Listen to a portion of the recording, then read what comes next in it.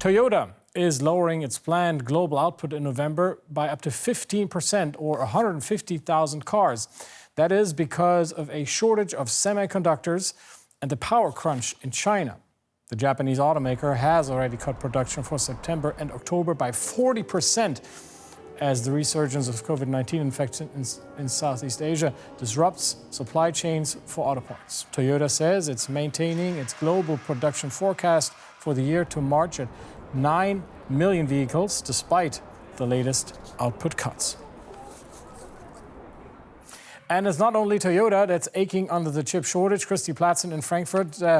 Europe's auto industry is feeling the pinch as well there, with September sales as low as they haven't been in over 20 years.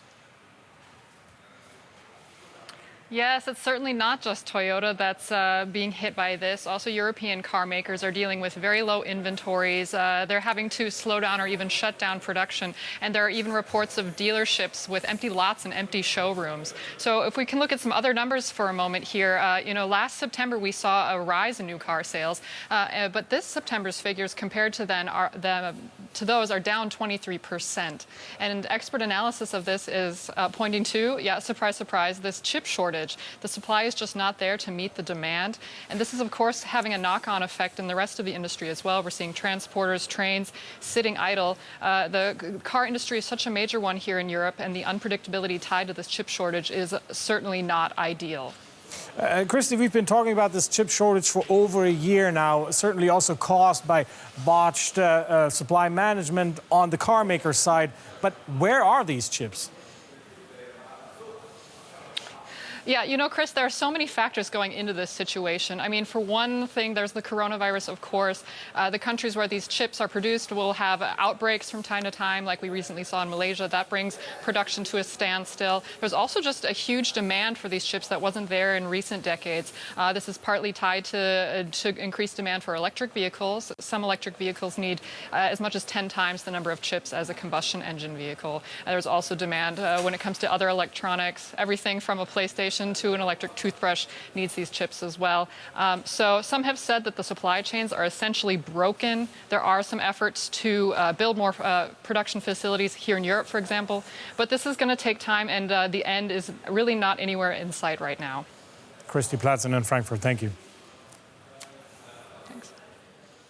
Now, Volkswagen, of course, has been among those that have been feeling the semiconductor crunch. Sales in September were down by almost a third for Volkswagen. But there's more that's causing a stir at Europe's biggest car maker. Its boss, Herbert Diess, has warned the company of grave consequences if it botches its shift to electric vehicles. The CEO is believed to have said at VW's advisory board that acting too slowly could cost the company up to 30,000 jobs. Now, people in the room have been quoted saying he was setting out an absolute worst-case scenario, but it does point to concerns within the company that it's lagging behind its competitors. Mr. Diess has often made comparisons with U.S. electric car maker Tesla. Now, Elon Musk's firm is planning to run a slick operation at its new factory near Berlin. It wants to produce 500,000 cars a year with around 10,000 employees. Volkswagen eventually wants to be making around the same number of electric cars at its Wolfsburg factory, but requiring more than twice as many workers, 25,000. Earlier, I spoke to Christian Stadler of Warwick Business School and asked him how VW was to solve this conundrum. Well, I'm not sure if it's entirely solvable, but there's a couple of points that I think that are at play here.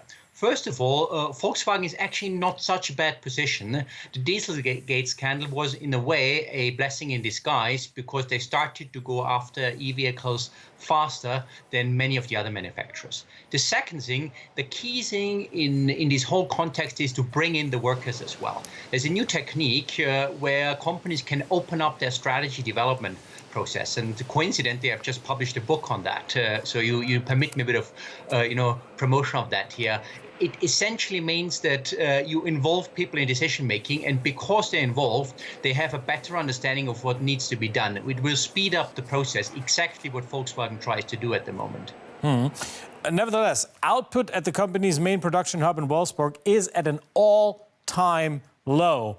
And of course, people are concerned. Volkswagen boss Diess says the site needs to become more efficient, faster. How? Well, that's precisely what I'm saying. It's a substantial shift, and that's really hard for organizations of any kind. If I look back a few years, 2012, Barclays had to shift to the digital. The retail business was struggling with that. So bringing everyone into the conversation helped them to make this shift. That would be my main suggestion, yeah? Not just try to direct from the boardroom, but actually involve people in this difficult transition, which will come with frictions, no doubt. Because you do need fewer people to put together electric cars than cars that run on combustion engine. What do you think? How many jobs are on the line here?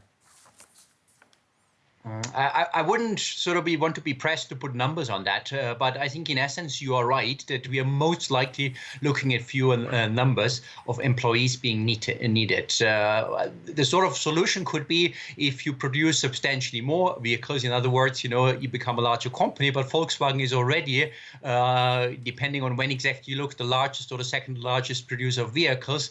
So yes, I do think that the unfortunate truth is that probably there'll be fewer Volkswagen workers some point in the future.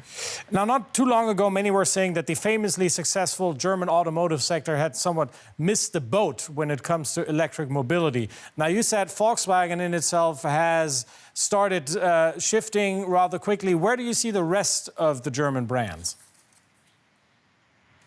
Well, a little bit behind, not too bad overall. I think the bigger challenge actually for them is self-driving cars. That's further into the future, but it's sort of a really fundamental shift in the sense that it becomes much more of a software product, and all the manufacturers in Germany are also trying to ramp this up, but that's not really where their core expertise comes from. We'll need to see where this goes. I think that is the bigger challenge even in the longer run.